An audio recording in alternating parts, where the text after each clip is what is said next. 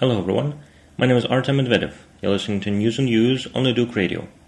To start us off with a number, it appears that most Canadians want to be debt-free by the age of 55, and not only want that, but also expect to be debt-free by 55. And this only happens for 35% of Canadians. This is a study that was done by CBC and published last week. And I think it's quite interesting that for generations, it appears the same trend holds true. So the people that are teenagers now think that they'll be debt-free by 55, and people that are around 45, 50 also think that by 55 they will be debt-free. And it does not happen for most people. That's just a number to ponder about. As you remember, last year, Jim Flaherty, the finance minister, was saying that Canadians have only themselves to blame for the economic problems because they buy huge TVs and a lot of cars and expensive vacations. Another item that came up this week is changes to old age security. There was a bill, C-428, that was previously introduced by the Liberals, and there is discussion of reintroducing a similar bill to the House of Commons soon that would make immigrants eligible for old age security without the 10-year waiting line. And there's a comment from the Tory MP from Medicine Hat, Alberta, MP Payne, saying that this will be adding costs for old age security for new immigrants who have not paid taxes yet. And I'm not going into details on the bill discussion. I just would like to think about this quote a little bit from an MP who's saying that immigrants do not pay taxes for the first 10 years in Canada. And I'm an immigrant myself, and I know hundreds of people that are immigrants as well. And I'm quite sure that it is illegal not to pay taxes every year. And therefore, I have a really big question for MP Payne, who says that, the 10-year period is responsible for not paying taxes. Unless Mr. Payne wants to put a wedge between the so-called real Canadians and immigrants on this issue, I would really love if he could clarify this question. I've already sent him a question, but I didn't get any response yet. But quite an interesting comment there. And another Tory MP, Laurie Hahn from Edmonton Centre, writes on his Twitter account that his office receives a ton of correspondence voicing disapproval of these proposed changes.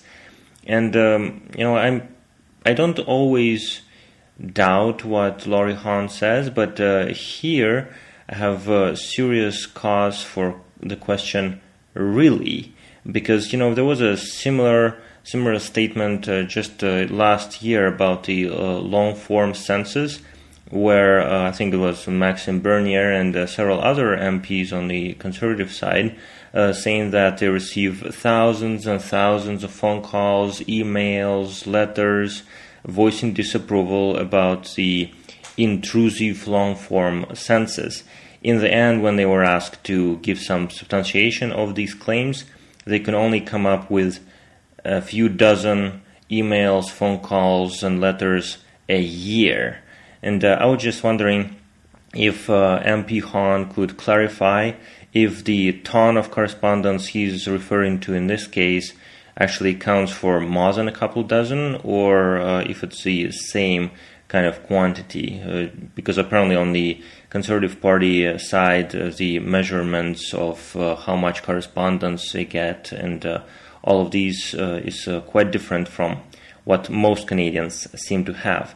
And also to continue with a quote from MP Hahn, he says that, contrary to what Stephen Lewis thinks, Canada is generous but not dumb. And this is a quote from an MP. As you know, Stephen Lewis was given Jack Layton's eulogy over the weekend, and he, as far as I remember, did not mention anything about Canada being generous and dumb.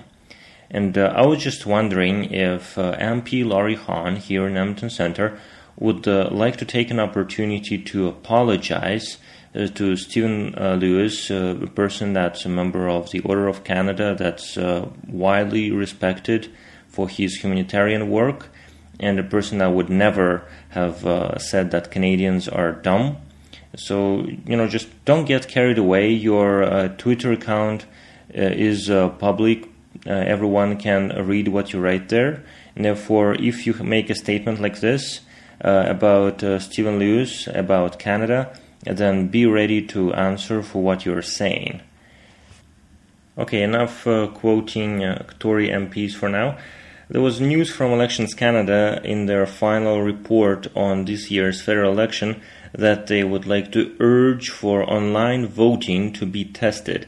And at this point, I would like to ask you for feedback on this suggestion.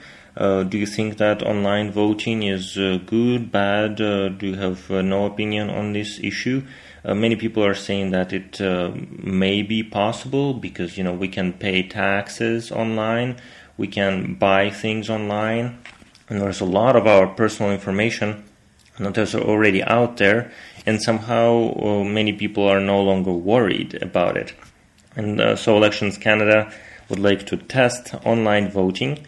There is so far no response from the federal government, as far as I understand, or major parties.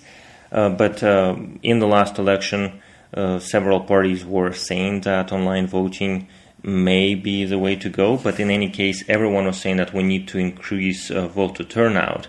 As you know, even with the very important election this time around, not so many people voted, especially in Alberta. So I would love to hear from you on this issue and any other issues that I touch upon in the shows or something else that you'd like to discuss. I will once again repeat my contact information in the end, but it's easy to find me on Twitter, on Facebook, on YouTube, on Blogger. I would be really happy to chat with you and incorporate your comments into the next show. And also on the question of voting and voter opinions, the first reaction of the federal government to the BC referendum that said resounding no to the HST is that BC has to pay $1.6 billion back as soon as possible. And I'm not questioning the whatever financial agreements the BC Liberals and the federal Tories had on the HST grab, but it's just interesting that this would be the first reaction of the federal government to the manifestation of public opinion in a democratic referendum, that's fine, give us the money back. It's just interesting that nothing else came to mind at that point. And I would like to finish with an item that's all around the media now. Just wanted to give a little comment. For example, if you open Globe and Mail, there's an article called Merger Talk Risks Splitting NDP Unity. And I was just wondering, how does the fact that one Liberal MP and one NDP MP and a lot of outsiders are discussing something, how does that change anything in NDP unity or any other party's unity? There is apparently no discussion within the Liberal Party of this issue. There is no apparent discussion of this in the NDP. But even if there were a discussion of cooperation between different political parties, not necessarily merger, I don't really see how that would not be healthy. We live in a parliamentary democracy, and in most parliamentary democracies, coalitions, mergers, cooperation between parties is considered a good thing.